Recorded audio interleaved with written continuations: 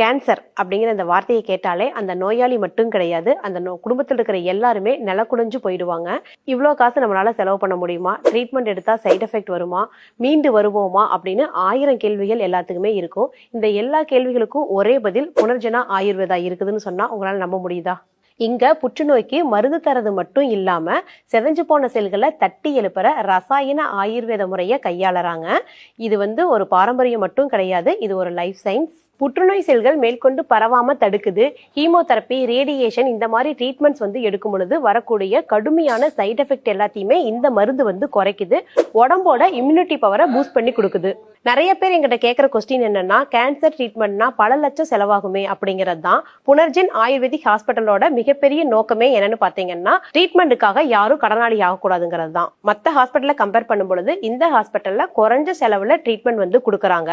அதுவும் தரமான ayurvedic treatment கொடுக்குறாங்க.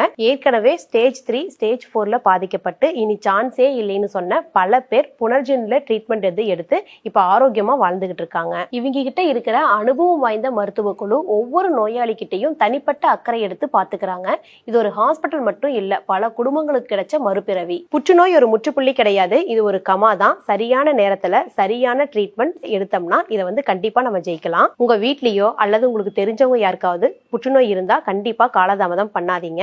கீழே இருக்கிற லிங்க் மூலியமா புனர்ஜன் ஆயுர்வேதத்தை கான்டாக்ட் பண்ணுங்க. மேலும் சந்தேகங்களுக்கு புனர்ஜன் ஆயுர்வேத தமிழ் யூடியூப் சேனலை பாருங்க. அதுல இங்க ட்ரீட்மெண்ட் எடுத்த நிறைய பேர் பேசியிருப்பாங்க, உங்களுக்கு யூஸ்ஃபுல்லா இருக்கும்.